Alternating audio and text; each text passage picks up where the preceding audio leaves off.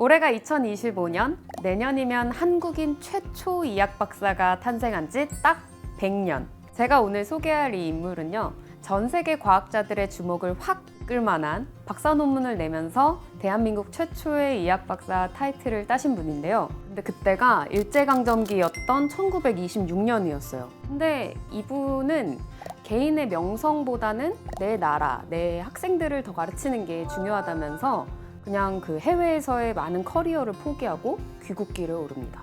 오늘은 저에게는 아주 먼 천문학과 선배님의 이야기를 해보려고 합니다. 우리의 힘으로 하늘과 별, 바람과 비를 연구해야 한다며 오늘날의 기상청을 설립하고 평생 하늘을 연구하다 소행성에 이름을 새긴 천문학자, 과학기술의 거목 이원철 박사입니다.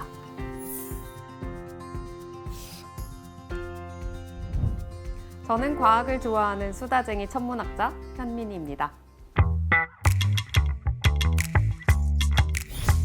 우리는 지금 오늘 비가 오는지 눈이 내리는지 검색만 해보면 실시간으로 동네 날씨까지 알 수 있잖아요.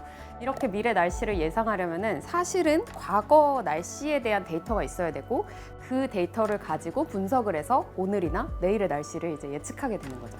그런데 이원철 박사가 살던 1900년대에는 몇몇 기상 관측소가 있긴 했지만 조선총독부 관측소와 추구소에서 이 관측을 모두 관리해버렸기 때문에 우리한테는 실질적으로 데이터가 없었던 거죠. 그래서 광복이 되자마자 이원철 박사가 기상 데이터의 중요성을 말하면서 앞장서서 했던 일이 있습니다. 미국 군정장관인 하지 중장을 찾아가서 관상감을 부활해달라고 요청을 한 것이죠. 여기서 이 관상감은 조선시대의 천문, 지리, 기상과 관련된 사무를 담당하던 관청이었습니다. 미국에 이런 요청을 할 수 있었던 건 당시에 이원철 박사가 지금의 교육부라고 할 수 있는 미 군정 문교부에서 기상국장을 맡고 있었던 덕분입니다. 광복 이후에 병력 규모를 줄이고 있었던 미 군정이 기상국장 자리를 넘겨줄 사람을 물색하고 있었는데요. 그 중에서 이제 이원철 박사를 적임자라고 판단한 덕분입니다. 그렇게 이원철 박사는 기상을 관측해서 데이터화할 수 있는 체계를 점점 만들어 나가기 시작하는데요. 사실은 시작이 그렇게 순탄치만은 않았다고 해요. 당시에 한국인 직원은 딱 12명이었는데 전국 8도에 있는 관측소마다 직원을 사실은 배치를 해야 되잖아요. 근데 12명으로는 사실은 택도 없죠. 하는 수 없이 이원철 박사는 일본인 직원을 임시로 두거나 학교에서 실습하고 있는 학생들을 데려와서 교육을 시키는 등 몇 년간은 사람들을 모으는데 엄청난 공을 들였다고 합니다. 대한민국 정부가 수립된 이후에는 이원철 박사가 정식으로 발족된 국립중앙관상대의 초대 대장으로까지 임명이 됩니다. 그때부턴 아주 중요한 일을 시작해요. 바로 국가의 표준이 되는 시간 체계를 만든 것이죠. 우리 시간에 맞춘 역서를 다시 편찬하고 이 역서에서 우리나라의 해가 뜨고 지는 시간은 언제인지, 달의 모양이 시기에 따라서 어떻게 변하는지, 또 밀물과 썰물은 언제 들어오는지 등등 이런 기상 데이터는 농사일에 아주 중요해서 조선시대에는 역서를 사실 정기적으로 편찬했거든요. 하지만 일제강점기에 들어와서 일본이 자체적인 시간을 적용하면서 조선에 딱 맞는 기상 기록을 중단해버립니다. 한마디로 역서를 편찬한다는 것은 일제로 인해서 멈추었던 우리나라의 시간이 다시 시작된 것으로 볼 수 있는 것이죠. 이원철 박사는 천문학계에서도 굉장히 유명한 분인데요. 박사님께 이 귀를 열어준 귀인이 한 명 있었습니다. 윌 칼 루퍼스라는 미국인 천문학자이자 지금의 연세대학교의 전신인 연희전문학교의 교수님이셨는데요. 두 사람의 인연은 1915년 이원철 박사가 연희전문학교에서 수학, 물리기상학과에 입학하면서 시작됩니다. 당시에 이 루퍼스 교수가 한국에서 최초로 서양식 천문학 수업을 개설하게 되는데요. 당시 수강생이었던 청년 이원철이 뛰어나도 너무 뛰어났던 겁니다. 공부는 기본이고 수학을 너무너무 잘해서 후배들을 그냥 가르쳤을 정도래요. 그러니까 교수님 입장에서는 너무 뛰어난 학생이다 보니까 좋은 제자로, 내 제자로 키워보고 싶은 욕망이 들지 않았겠어요.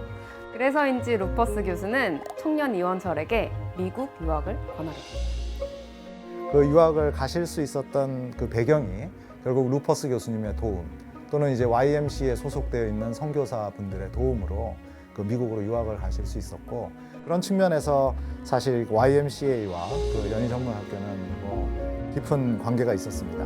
1915년에 YMCA 기관 내에 학교가 설립이 됐습니다. 그래서 그 초기에 YMCA의 도움을 많이 받았고, 이원철 교수님의 인생과 그 YMCA는 떼어낼 수 없는 그런 관계가 아닌가 이렇게 생각을 하고 있습니다. 사실 모든 일이 벌어질 때는 타이밍이 굉장히 중요하잖아요. 미국 대학으로 편입을 해서 공부를 하던 이원철이 또다시 루퍼스 교수를 만나는 순간이 한번 찾아옵니다. 이원철이 대학 졸업을 앞뒀을 때쯤 루퍼스 교수도 미국 미시간 대학교로 돌아와 천문학 교수를 하고 있었던 것이죠. 그래서 이원철이 졸업하자마자 자신의 연구실로 데려갑니다. 요즘도 왜 뛰어난 그 학부생들 보면은 교수님들이 호시탐탐 학생들 데려가려고 이렇게 점 찍어 두잖아요. 그래서 조선에서부터 점 찍어둔 대학원생을 이렇게 내 연구실에 잘 모셔온 거죠. 그런데 제가 처음 시작할 때 우리나라 최초의 의학 박사가 이원철이라고 소개를 드렸잖아요. 루퍼스 교수 밑에서 박사학위를 준비하던 이원철은 무려 3년 만에 천문학 박사를 취득합니다. 사실 3년 만에 천문학 박사를 한다는 건 굉장한 의미인데요. 저는 박사학위를 따는데 9년 반이 걸렸어요. 아무리 그때랑 지금이랑 뭐 시대 차이도 있다고는 하지만 이학 박사를 그것도 3년이라는 기간 안에 딴다는 건 굉장히 어려운 일이거든요. 내가 관측할 때마다 날씨가 안 좋으면은 또 그게 뒤로 밀리잖아요. 또 날씨 운은 좋은데 기기가 뻗어서 뭐 내가 관측 날짜를 받았지만 아무것도 못했다. 그러면은 뭐 학위가 그냥 무한정 뒤로 밀리는 거죠. 제가 생각하기에는 정말 온 우주가 힘을 나서서 도와줬다라고밖에 생각이 안 됩니다. 당시에 이원철 박사가 연구했던 천체가 무엇이냐면요. 새 모양의 날개쭉지 부분에 반짝이는 요 별을 우리는 독수리자리 에타별이라고 부릅니다. 독수리자리 에타별은 당시 과학계 안에서는 연구해볼 가치가 높았던 아주 핫한 별 중에 하나였는데요. 이 독수리자리 에타별의 밝기가 변하는 현상에 사람들이 관심이 많았는데 이것을 루퍼스 교수로부터 연구 주제로 낙점받았다는 건 어떻게 보면 이원철 박사가 엄청나게 신뢰를 받던 대학원생이었다는 소리입니다. 근데 이 밝기 변화를 본다는 게 왜 중요했냐면 당시에는 별의 밝기가 변하는 현상이 사실 여러 가지로 분분했는데 그 중에 하나였던 맥동병광성이라는 현상을 최초로 증명하면서 박사학위 논문을 마무리 짓게 돼요. 맥동병광성, 이름만 들으면 어렵게 느껴질 수 있는데요. 별도 사람의 맥박처럼 콩닥콩닥 하면서 밝기가 변한다는 이 현상입니다. 원래 사실 별들이 생명을 다해가면서 그 평형을 유지하는 힘이 점점 약해지거든요. 중력과 내부의 압력이 평형을 이루어야 되는데 나이가 들어가면서 이 균형이 깨지게 됩니다.